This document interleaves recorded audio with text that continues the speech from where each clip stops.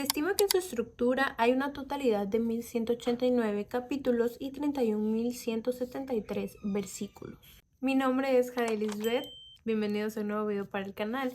Les saludo, paz a vosotros. Este video es muy especial para mí ya que es el primero de esta serie de 40 puntos de fe. En mi video anterior de herramientas para estudio bíblico les mencionaba un librito de 40 puntos de fe que otorga la Iglesia de Dios para el estudio de la doctrina. Estos 40 puntos de fe están enteramente basados en las Sagradas Escrituras. Me pareció correcto iniciar con los 40 puntos de fe antes que cualquier otro tema o antes que ciertos puntos de las Sagradas Escrituras, ya que, como mencioné anteriormente, es el fundamento de la doctrina de la Iglesia de Dios. Recuerden que este librito lo pueden encontrar completamente gratis en la página oficial de la conferencia por si desean leerlo mientras llevamos el estudio en este video.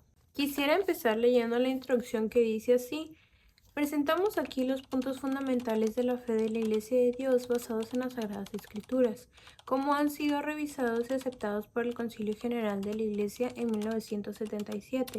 Esta es la fe, doctrina, que ha sido una vez dada a los santos, según Judas 3.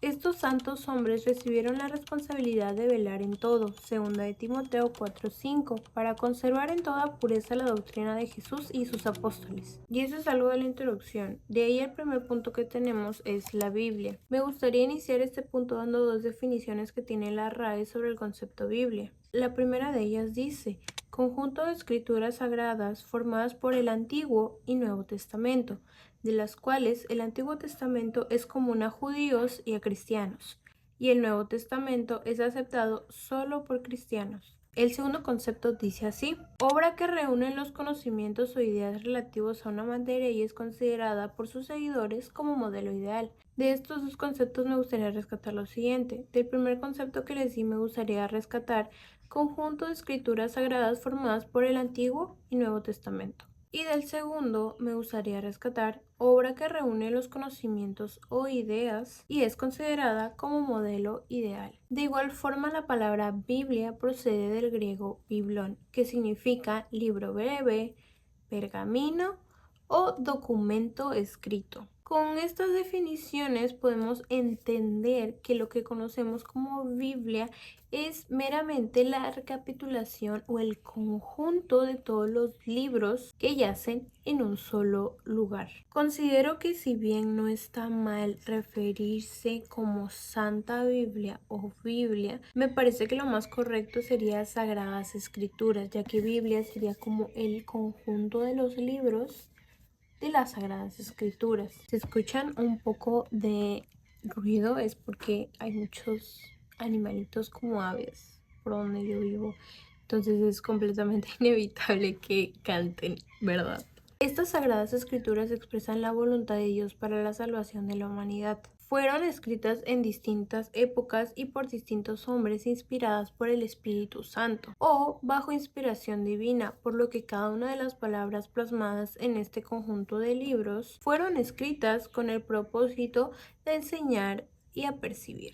Dando un dato un poco más general, se compone por 66 libros, que son 39 del Antiguo Testamento y 27 del Nuevo Testamento. Las Sagradas Escrituras fueron escritas en 3 lenguas, las cuales fueron la hebrea, la aramea y la griega. Se estima que en su estructura hay una totalidad de 1189 capítulos y 31.173 versículos. Siguiendo con los datos generales, el Antiguo Testamento inicia con el libro de Génesis, el cual fue escrito por Moisés, y termina con el libro del profeta Malaquías. En estos 39 libros se encuentra una inmensidad de relatos. Entre ellos podemos encontrar en el Génesis la creación, el pueblo de Israel en el desierto o inclusive los 10 mandamientos que están plasmados en el Éxodo, junto con muchas más historias que relatan ejemplos y enseñanzas de los personajes que fueron antes. Muchas personas fundamentan o creen que el Antiguo Testamento fue abolido o está abolido, lo cual la Iglesia de Dios no predica ni sustenta tal cosa, ya que en ella encontramos muchas cosas importantes como los 10 mandamientos, y eso es algo que vamos a ver más a fondo en un video a futuro. El Nuevo Testamento inicia con los 4 evangelios que están compuestos por Mateo,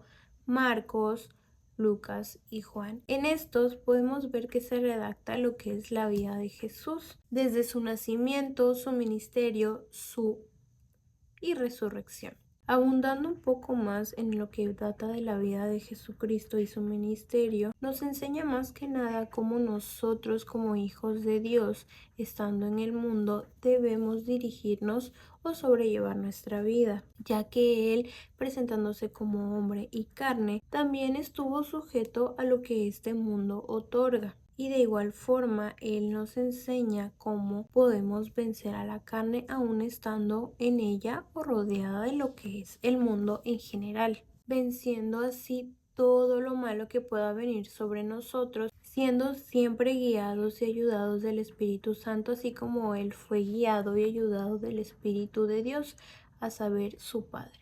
De igual forma podemos encontrar relatos de la iglesia primitiva, así como las diversas cartas que el apóstol Pablo escribió para las iglesias de Dios. El Nuevo Testamento culmina con el libro de las Revelaciones, el cual fue escrito por el apóstol Juan, como conocemos el Apocalipsis. Como ya mencioné anteriormente, el propósito de que todo esto haya sido escrito fue para la enseñanza y apercibimiento del hombre sobre su salvación, ya que las Sagradas Escrituras clasifican al pecado como la raíz de todos los males que hay en la humanidad. El apóstol Juan dice allá en Juan 20:31: estas, empero, son escritas para que creáis que Jesús es el Cristo, el Hijo de Dios, y para que creyendo tengáis vida en su nombre. Con esto confirmamos una vez más que todo esto fue escrito para ser enseñados, para creer en nuestro Señor Jesucristo y así poder ser salvos, pero no solamente creyendo. Sé que esto fue un poco largo, pero me pareció necesario dar esta introducción antes de entrar a lo que dice este libro en el primer punto de fe. Creemos que el Antiguo y Nuevo Testamento, comúnmente conocidos como la Santa Biblia, constituyen el único libro inspirado por el Espíritu Santo, que contiene la palabra infalible y expresa la voluntad de Dios, que es la única regla de fe y práctica de parte de Dios. De ahí podemos ver que el punto se desglosa en 6 puntos más. El primero de ellos dice que es la palabra que los santos hombres hablaron siendo inspirados del Espíritu Santo, y agregan 2 citas. En la segunda epístola de Pedro, en su capítulo 1, versículo 21, dice lo siguiente: porque la profecía no fue en los tiempos pasados traída por voluntad humana, sino los santos hombres de Dios hablaron siendo inspirados del Espíritu Santo. Con esto podemos corroborar que nada de lo que está aquí plasmado es de carácter humano o de dominio propio o de pensamiento humano, ya que todo fue por inspiración divina que el Espíritu Santo dio a los santos hombres que redactaron cada una de estas cartas, de estos libros o de estas epístolas. Y puede que aún exista la duda de entonces ¿por qué tenemos estas Sagradas Escrituras? Eso lo podemos responder con 2 Timoteo 3:16, que dice así: toda escritura es inspirada divinamente y útil para enseñar, para redarguir, para corregir, para instituir en justicia. En su versículo 17 dice: para que el hombre de Dios sea perfecto, enteramente instruido para toda buena obra. En la última parte de este versículo podemos ver que dice enseñar, redarguir, corregir e instituir. Y esto no quiere decir que tengamos que imponer. En ningún momento menciona imponer, dice enseñar. Y vamos a reforzar esta cita con Romanos 15:4, que dice así: porque las cosas que antes fueron escritas para nuestra enseñanza fueron escritas, para que por la paciencia y por la consolación de las Escrituras tengamos esperanza.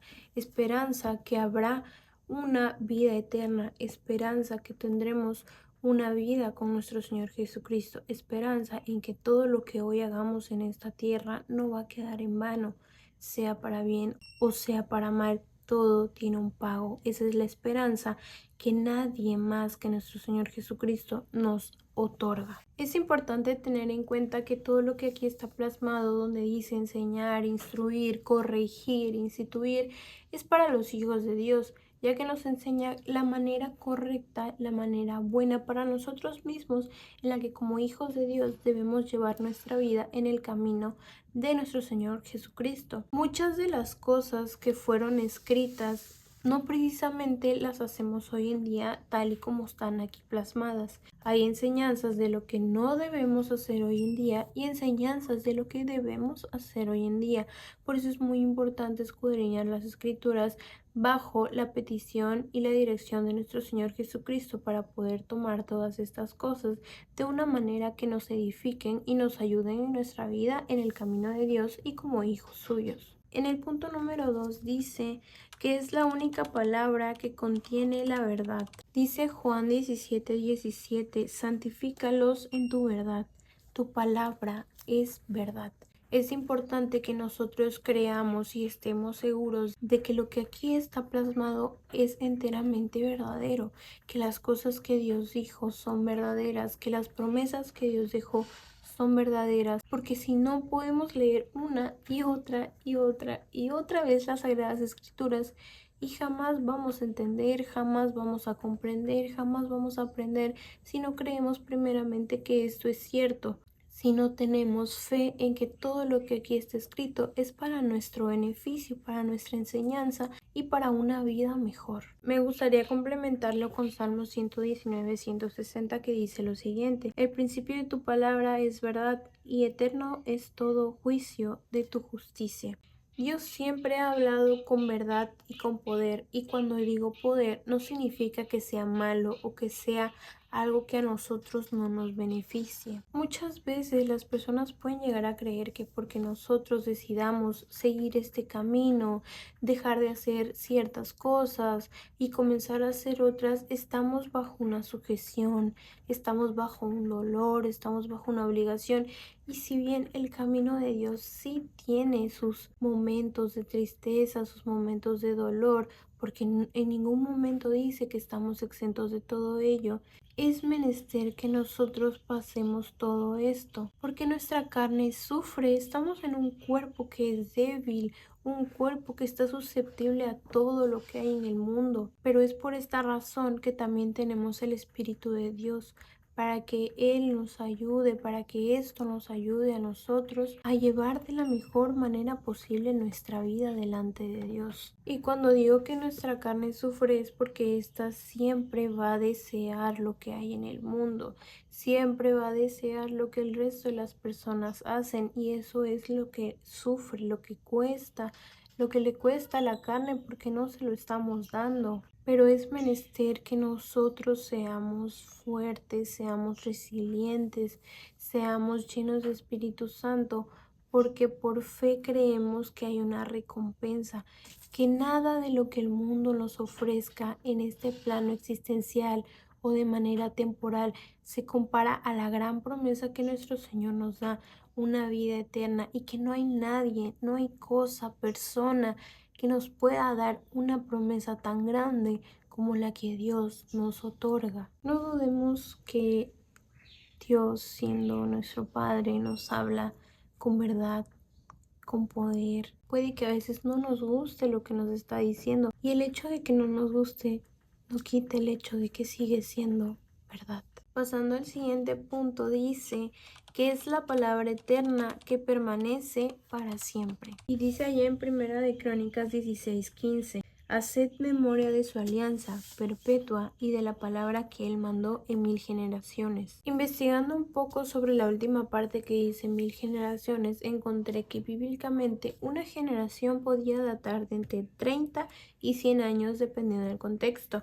Una generación actualmente puede ser de entre 20 y 30 años. Si hacemos las cuentas, 1000 generaciones serían alrededor de 30.000 a 100.000 años, y en los tiempos actuales entre 20.000 y 30.000 años. Con esto no quiero decir que pasando estos años la palabra de Dios ya no tiene validez.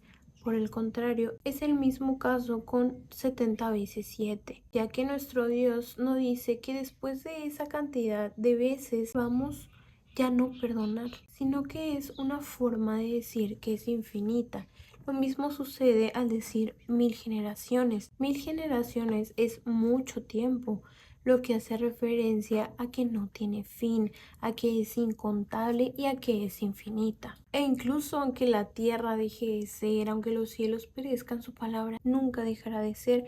Y eso lo podemos confirmar con Mateo 24:35. El cielo y la tierra pasarán, mas mis palabras no pasarán.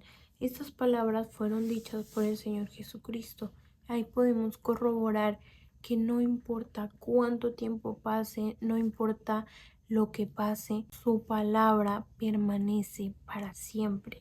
Asimismo, podemos corroborar esto en 1 de Pedro 1:23, que dice así: siendo renacidos no de simiente corruptible, sino de incorruptible, por la palabra de Dios que vive y permanece para siempre. No debe haber duda que nuestro Señor Jesucristo dejó estas palabras para que permanecieran de generación en generación, y es menester que nosotros de generación en generación las estudiemos, las escudriñemos, las aprendamos y las pongamos en práctica. El punto número 4 menciona que no necesita añadírsele ningún concepto humano. Proverbios 36 dice: no añadas a sus palabras, porque no te reprenda y seas hallado mentiroso. Muchas veces el ser humano quiere añadir cosas, quiere hacerse acreedor de la palabra de Dios como propia y es hallado mentiroso, porque la palabra que dice el hombre no tiene sustento, la palabra que dice el hombre no tiene poder sobre la de nuestro Señor Jesucristo, por lo que entendemos que lo que hoy diga el hombre, mañana puede ser mentira, y esto no sucede con la palabra de Dios. Como humanos podemos pensar que llegamos a engañar a las personas, y puede que sí, pero a Dios nadie le ha engañado ni nadie le podrá engañar jamás. Este punto nos exhorta a que cuando hablemos siempre palabra de Dios. Con esto no quiere decir que no voy a predicar o que de mi boca no debe salir nada de nuestro Señor Jesucristo. Muy por el contrario, nos exhorta a siempre hablar con su palabra, siempre fundamentarnos en ella y no hacerlo de dominio propio, de criterio propio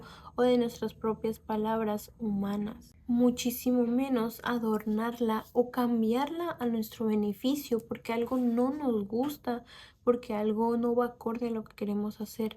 Eso no es lo que Dios quiere que se haga con su palabra. Entonces, ¿qué sucedería si alguien se atreviese a hacer esto? Esta pregunta nos lleva al siguiente punto: que hay una sanción para quien añade o quita algo de este libro. Leamos Apocalipsis 22:18. Porque yo protesto a cualquiera que oye las palabras de la profecía de este libro. Si alguno añadiere a estas cosas, Dios pondrá sobre él las plagas que están escritas en este libro. Se refería al libro de las revelaciones. En este versículo 28 habla sobre las profecías, pero también entendemos que se refiere a toda su palabra, a en general las sagradas escrituras, que nadie debe añadirle o quitarle algo, porque habrá un castigo y puede que el castigo no se vea inmediatamente, y por eso pueden haber personas que lo hagan y lo sigan haciendo. Y las consecuencias y el castigo no es algo que nos compete a nosotros como humanos, es algo que enteramente le compete a Dios. Inclusive menciona las 7 plagas del Apocalipsis, por lo que quiere decir que este castigo no será instantáneo, puede no manifestarse en el momento. Aún así, no quiere decir que no puedan tener consecuencias en el momento, y puede que nosotros como hombres no las veamos, pero esto es algo que esa persona, esas personas que se atrevan a hacer dichas cuestiones, dichas acciones que Dios prohíbe, tendrán que ponerse a cuentas con nuestro Señor Jesucristo. En el versículo 19 dice algo muy importante, que es lo siguiente: y si alguno quitare de las palabras del libro de esta profecía, Dios quitará su parte del libro de la vida y de la santa ciudad y de las cosas que están escritas en este libro. Entendemos que no solamente hay una consecuencia de plaga, sino que enteramente no alcanzaremos esa promesa que nuestro Señor da, ese galardón, ese premio, esa vida eterna. no llegará a nuestras manos porque no habremos cumplido con lo correcto delante de los ojos de Dios. Y me gustaría concluir este penúltimo punto con Mateo 5:18. Porque de cierto os digo que hasta que perezca el cielo y la tierra, ni una jota ni una tilde perecerá de la ley, hasta que todas las cosas sean hechas. De manera que cualquiera que infringe uno de estos mandamientos muy pequeños y así enseñare a los hombres, muy pequeño será llamado en el reino de los cielos. Mas cualquiera que hiciere y enseñare, éste será llamado grande en el reino de los cielos.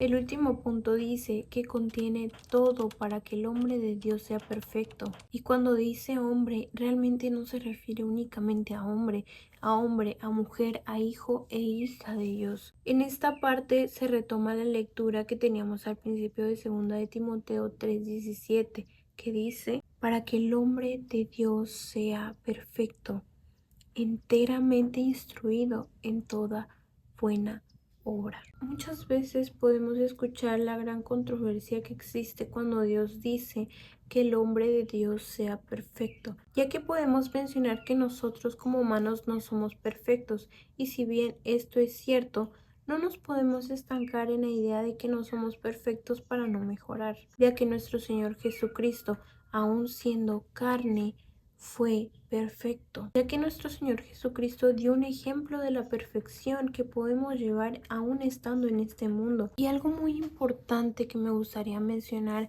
es que ni siquiera Él, siendo perfecto, se vanaglorió de serlo. Él dijo, sed perfecto como vuestro Padre que está en los cielos. No se vanaglorió de esa perfección que Él tenía. Él fue una persona perfecta en todos los sentidos, en la palabra de Dios, en la humildad, en la caridad, en la que era su misión en esta tierra. Y todo esto fue para que nosotros tuviéramos un ejemplo a quien seguir. Si bien puede que jamás alcancemos la perfección y nosotros digamos, es que todavía me falta mejorar esto, es que necesito mejorar aquello, es completamente válido, pero jamás dejemos de mejorar como personas, jamás dejemos de mejorar como hijos de Dios, jamás dejemos de escudriñar las palabras, de cambiar para bien, de aprender de nuestros errores, porque todo esto nos encamina a un conocimiento más amplio, a una perfección. Quizás esto pueda ser un ejemplo muy banal, muy fugaz, pero el profesional puede que nunca sea perfecto en su profesión, pero puede alcanzar una experiencia, una sabiduría y la manera correcta de hacer las cosas. Esto es lo que nuestro Dios busca, no que nos encerremos en el yo soy un ser humano, voy a cometer errores. Sí, vamos a cometer errores y quizás sean muchos, pero es menester que dejemos que nuestro Dios deposite de su Santo Espíritu en nosotros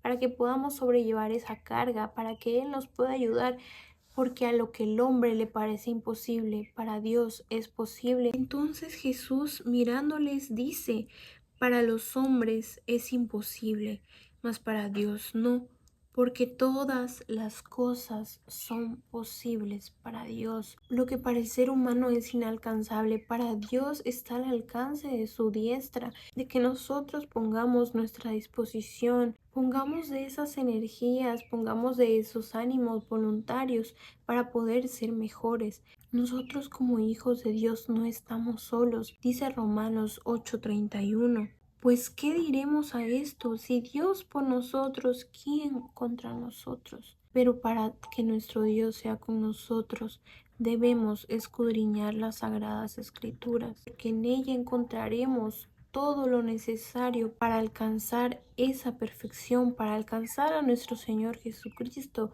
para alcanzar toda buena obra. Realmente al hombre le es muy difícil, porque ya mencionaba anteriormente, la carne se aflige, la carne sigue sus deseos, el hombre piensa siempre en hacer el mal, pero es ese espíritu, esa conciencia, ese Dios presente que tenemos, que Él nos mueve y nos lleva a un camino mejor, a un arrepentimiento de las cosas malas, a una conciencia de lo bueno y lo malo, a lo que debemos hacer como hijos de Dios.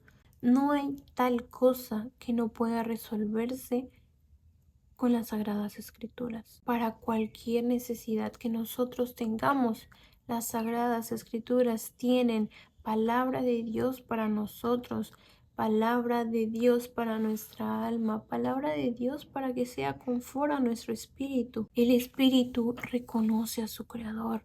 Es menester que nosotros también lo reconozcamos como nuestro Creador. Y es por eso que es muy importante que el creer vaya de la mano con el estudiar sus sagradas escrituras, todo lo que nuestro Dios nos ha dejado, que entendamos, que aprendamos, que estudiemos y que sigamos creciendo en el estudio, no para hacer más sobre las gentes, sino para poder saber lo que es menester, lo que es correcto que nosotros hagamos en este camino. También es muy importante que entendamos que las Sagradas Escrituras no son sustituibles.